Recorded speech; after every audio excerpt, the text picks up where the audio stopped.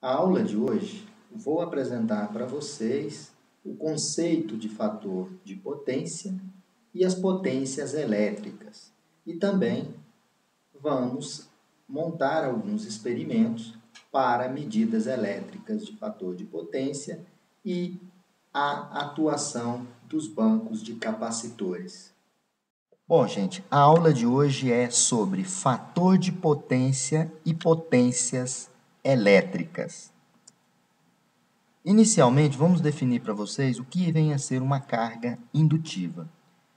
Esse circuito apresentado aí para vocês, ele tem uma tensão alternada V de T, tem uma chave CH1 e uma corrente que vai circular quando essa chave CH1 for fechada. Essa corrente é a corrente I de T. A minha tensão alternada é V0 cosseno de ômega-T mais sigma. Numa situação em que eu fecho essa chave, no instante T igual a zero, o indutor vai induzir nos seus terminais uma tensão. Após a aplicação dessa tensão V de T, no instante T igual a zero, esse indutor tem em seus terminais uma indução de uma tensão. Depois de um instante T diferente de zero, vocês podem observar aqui que é o terceiro circuito, após esse tempo, o indutor já tem uma tensão nos seus terminais e ele vai permitir a circulação de uma corrente magnética aí no seu enrolamento. Nessa situação, podemos observar o seguinte: quando eu aplico uma tensão alternada no meu indutor L, vai surgir primeiramente uma tensão. Após essa tensão, vocês podem observar aqui, no instante T diferente de zero, circula no meu indutor uma corrente. Podemos dizer, nesse caso, que no indutor a tensão surge primeiro, depois a corrente. Ou seja, a corrente numa carga indutiva, ela está atrasada da tensão. E veremos que esse atraso é um atraso de 90 graus. Para verificar esse atraso de 90 graus, gente, vamos imaginar o seguinte, que minha tensão V de T no meu indutor, ela é a indutância L, a derivada da corrente em relação ao tempo. Eu vou efetuar uma integração de V de T, eu vou integrar aqui o V de T, e aqui do lado da equação eu integro L dI dt. Quando eu faço a integração, eu vou multiplicar dt vezes V de T e fazer a integração. Eu tenho que a minha corrente I de T é a integral de V0, de V0 cosseno de ômega-T sigma dt, vezes L. Só que V0 e L são constantes, então eu tiro do integrador, fora do integrador. Então, é V0 sobre L da integral de cosseno de ômega-T mais sigma, onde ômega é a frequência angular, sigma é a defasagem, dt. Bom, a integral disso aqui é o seguinte, qual que é a integral do cosseno? A integral do cosseno é o seno de ômega-T, que vocês estão observando aqui, mais sigma, mais o argumento aqui, que é 1 sobre ômega. Então, vai ficar V0, ômega L, seno de ômega-T mais sigma, mais C, que é a constante de integração. Então, todo esse termo V0, ômega L, eu vou chamar de I0. Agora, eu vou fazer uma conversão desse seno em um cosseno. Então, eu vou dizer o seguinte, na matemática eu posso dizer que seno de ômega-T mais sigma é igual a cosseno de ômega-T mais sigma menos π sobre 2, mais C, que é a constante de integração. Menos π sobre 2 representa a defasagem da corrente em relação à tensão. Então, eu digo que a corrente está atrasada de 90 graus para uma carga indutiva. Podemos ainda observar pelo gráfico. Você vê que surge primeiro no indutor uma tensão, que ela é gerada pela indução no campo magnético, gera-se uma tensão, e 90 graus de atraso surge a corrente no meu indutor. Podemos ainda observar que a reatância Indutiva é ômega L, onde ômega é 2πf vezes L, que é a indutância. Isso aqui, essa reatância, é a oposição à passagem para a corrente alternada, onde ômega é a frequência, desculpa, gente, ômega é a unidade da reatância. A carga indutiva, ou seja, a impedância indutiva, é igual a JXL. E podemos ainda colocar essa impedância indutiva no formato polar. Logo, ZL é igual a XL, ângulo de 90 graus.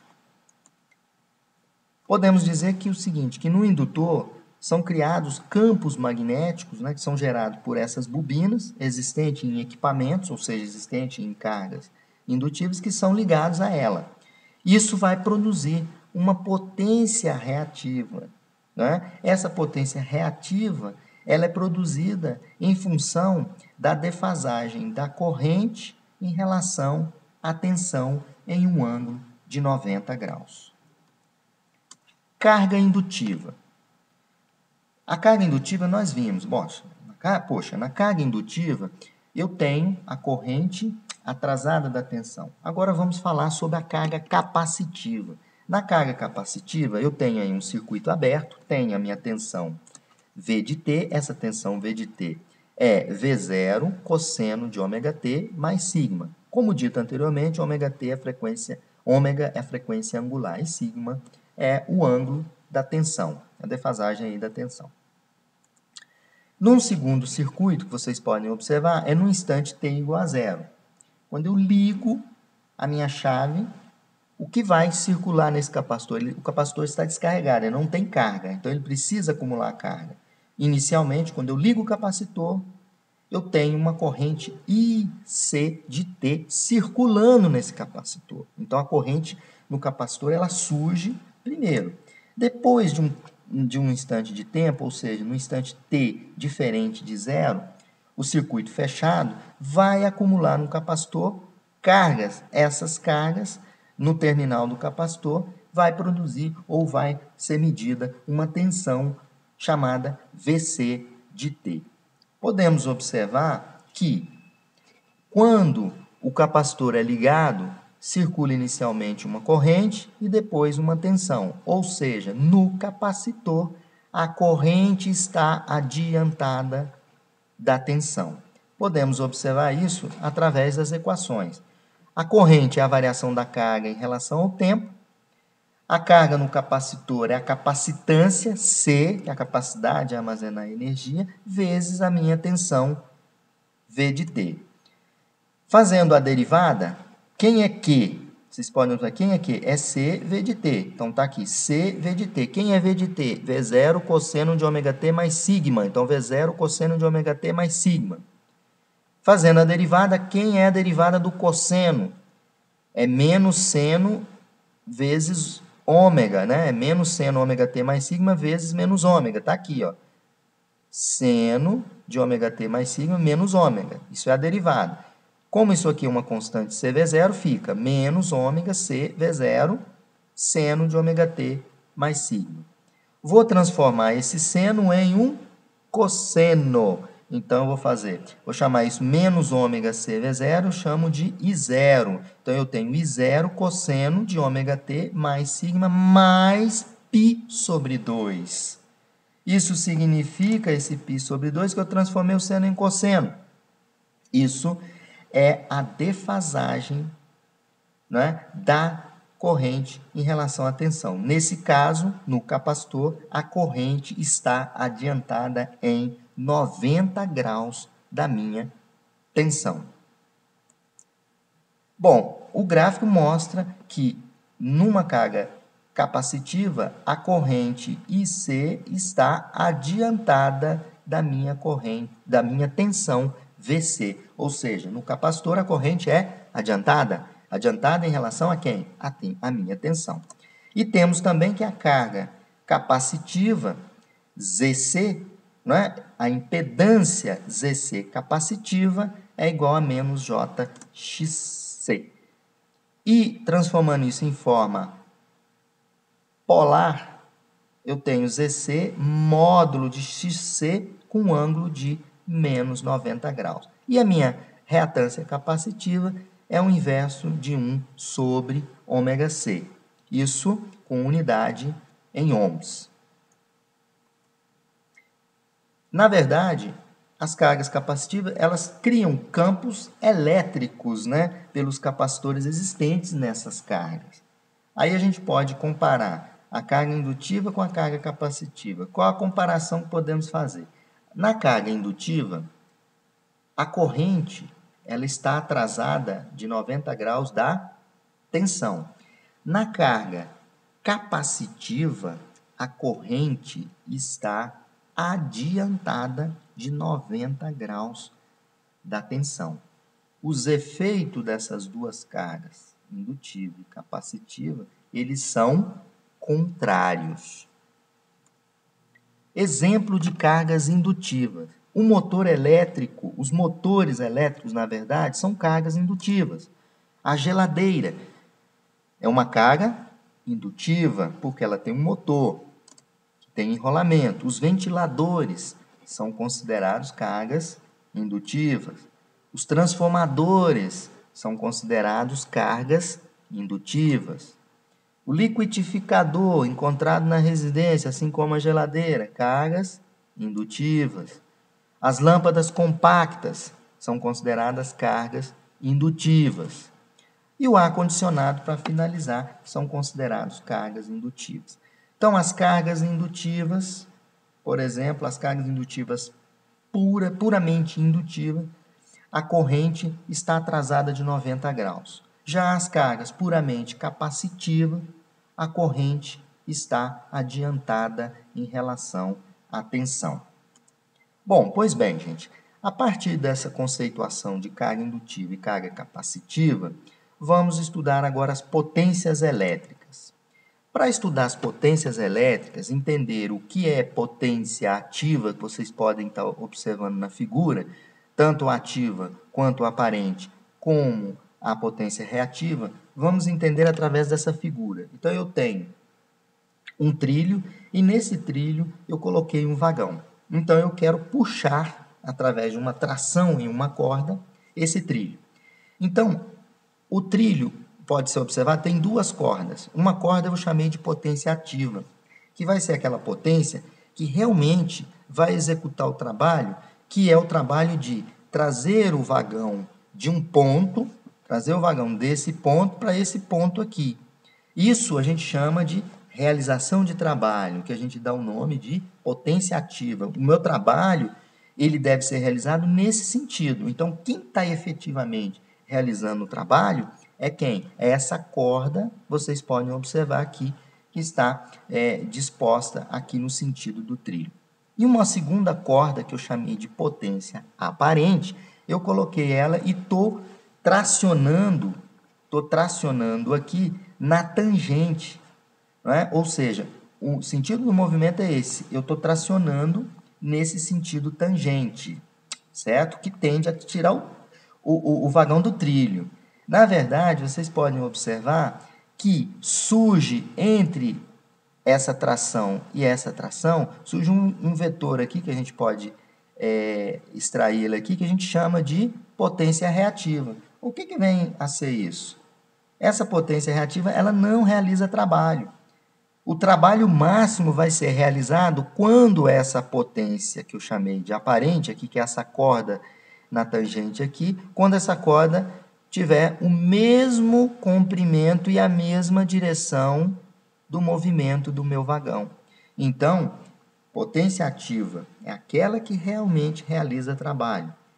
Potência reativa é aquela potência que não realiza trabalho efetivo.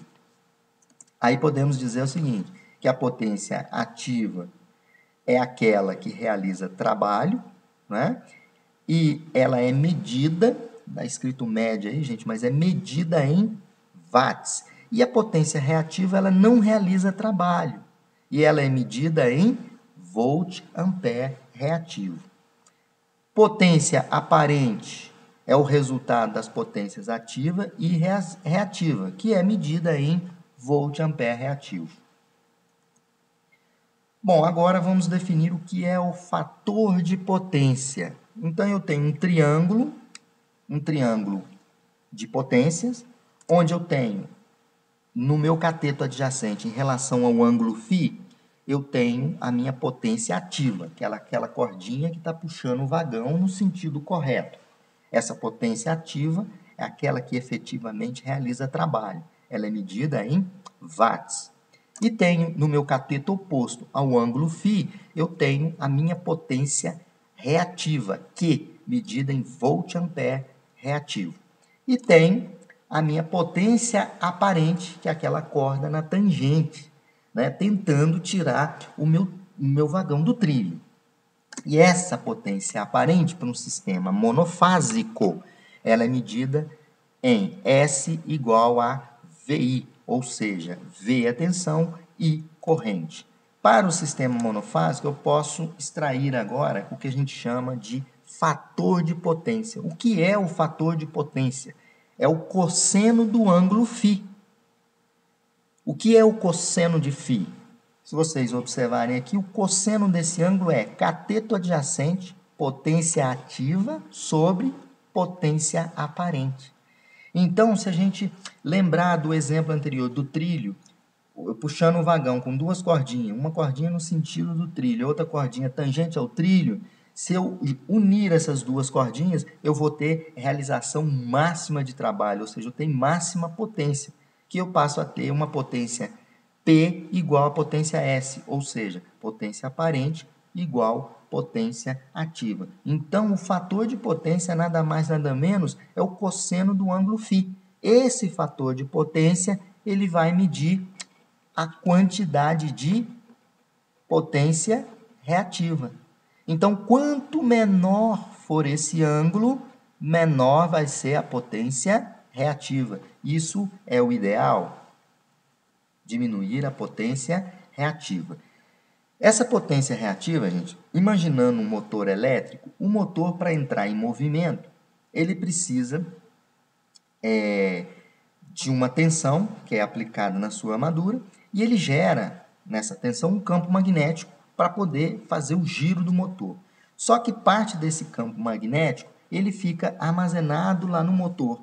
E a cada ciclo de 60 Hz, essa energia reativa em formato de campo magnético, ela é devolvida para a rede. Ou seja, essa potência não é consumida, é devolvida pela rede.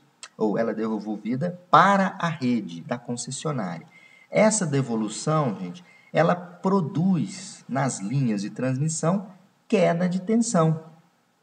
Né? Essa queda de tensão, dependendo do volume da potência reativa devolvida, ela pode desarmar o sistema da concessionária. Então, a concessionária, ela, juntamente com a ANEEL, ela estabelece, na verdade, qual o fator de potência ideal. Hoje a gente tem um fator de potência de 0,92. Esse fator de potência de 0,92, né, significa que eu tenho 92% de potência consumida como potência realmente a potência que realiza trabalho, a potência ativa. Podemos extrair também nesse triângulo a potência ativa para o sistema monofásico, que é VI cosseno de φ, onde cosseno de φ é o fator de potência. Então, se vocês observarem aqui, se o cosseno de φ for igual a 1, ou seja, a minha potência aparente igual a ativa, que é as duas cordinhas juntas, eu tenho que P é igual a VI, ou seja, P é igual a S. Aí sim é o ideal, é aquela carga que tem cosseno φ igual a 1. Vou dar só um exemplo para vocês. Uma carga que tem cosseno φ igual a 1 é uma carga puramente resistiva. Exemplo simples é o chuveiro elétrico. Ele tem uma carga puramente resistiva com um fator de potência igual a 1.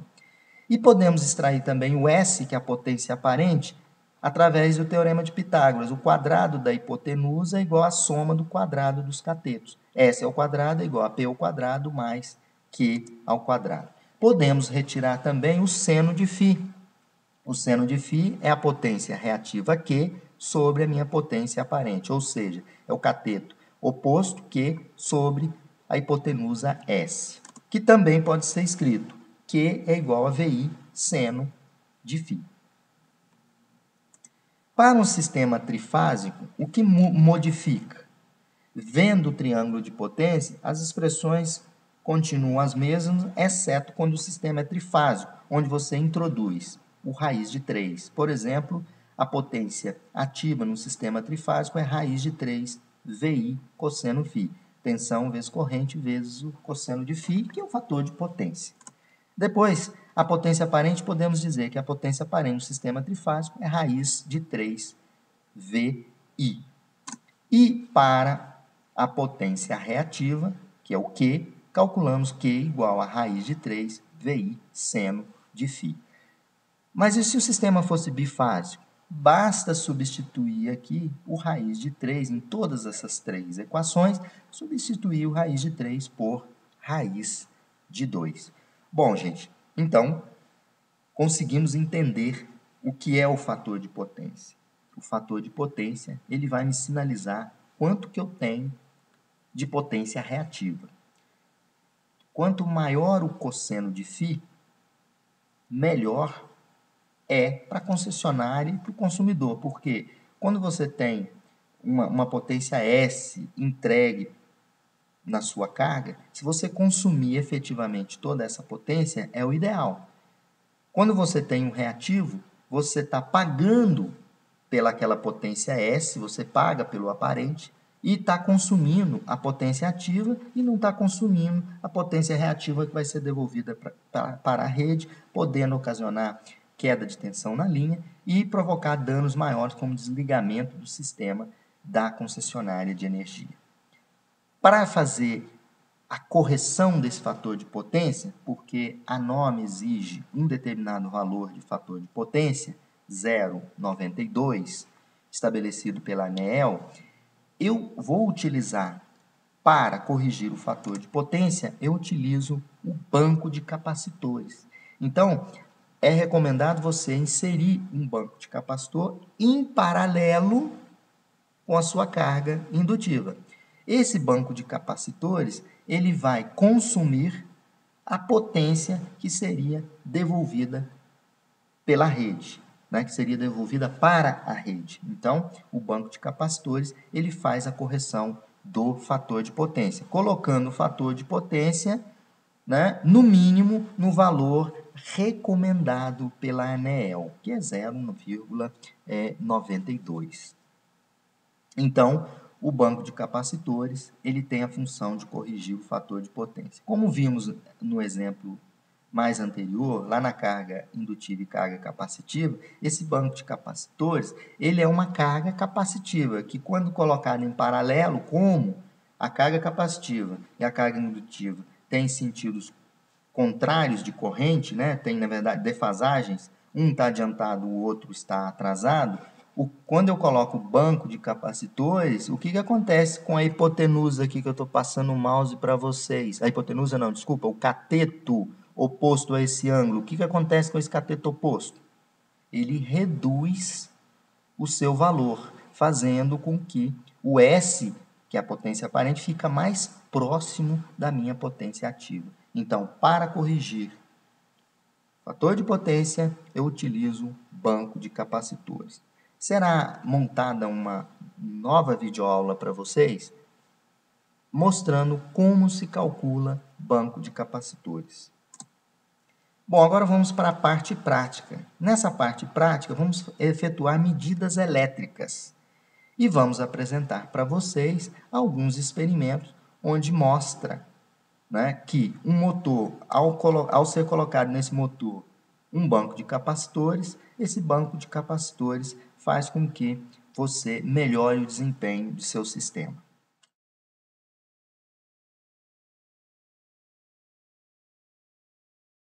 Bom, esse experimento é uma ligação de um motor elétrico monofásico, vocês podem estar observando no vídeo. Esse motor elétrico está sem banco de capacitores. Podem observar no watímetro uma potência em torno de 100 watts e aí no amperímetro uma corrente de 2,5 amperes. Nesse nosso experimento, eu liguei o motor monofaz 220 e observei nesse motor qual é a potência em watts medida. Vocês vão ver aí, 100 watts pelo watímetro, e a corrente desse motor em torno de 2,5 amperes, sem a utilização de banco de capacitores. Bom, gente, agora o experimento é com a utilização de um pequeno banco de capacitores, onde vocês podem observar que ele está sendo ligado em paralelo com o motor. Esse banco de capacitor são 2 capacitores que totalizam uma carga em torno de 32 microfarad. Quando eu coloco esse banco de capacitor, a minha potência ativa continua, ela não muda, continua 100 watts, e vamos observar a nova corrente agora no motor. A corrente passa a ser 1 ampere, né? Aproximadamente 1 ampere. O que isso significa? Que anteriormente não tinha banco, inseri o banco de capacitores, quando eu inseri esse banco de capacitores, a corrente diminuiu. O que isso significa? Significa que anteriormente eu tinha um motor sem o banco, a corrente no motor ela é atrasada da tensão. Quando eu coloquei o banco de capacitores, né, onde no banco de capacitor a corrente é adiantada, o efeito do capacitor em paralelo com o motor fez com que a corrente no motor ela fique mais próxima possível da fase da tensão. E isso significa que eu vou ter uma redução na minha potência reativa Q, que vocês podem observar aí no triângulo, né? Que à medida que coloco o banco, diminui a potência reativa. Quando eu tiro o banco, a potência reativa sobe, né? Aí o banco de capacitores consome a corrente que seria devolvida pela rede, ou seja, a potência reativa é consumida, parte dela, pelo banco de capacitores. Bom, gente, vamos para o nosso próximo experimento, que é a medição das potências elétricas em uma instalação elétrica trifásica. Vocês podem observar, nós estaremos utilizando um analisador de energia AE1000. Esse analisador de energia vai nos permitir medir a potência aparente, a potência ativa, a potência reativa e o fator de potência, assim como outros dados, né, que não vem ao caso da nossa videoaula, que são as harmônicas. Aqui a gente só vai fazer uma medição e apresentar para vocês. Vocês podem observar que fizemos a conexão do analisador de energia no quadro, né, colocando as ponteiras da tensão e as ponteiras da corrente. O equipamento vai fazer sua análise e vocês podem observar que a potência aparente medida foi em torno de 22,8 a 23 kVA. A minha potência medida nesse sistema trifásico, a potência ativa foi de 22 kW, e o reativo medido aí está variando entre 2, vocês podem observar aí no medidor abaixo, entre 2 a 3 kVAR, com um fator de potência de 0,98. Dessa forma, a gente encerra os nossos experimentos sobre fator de potência e potências elétricas.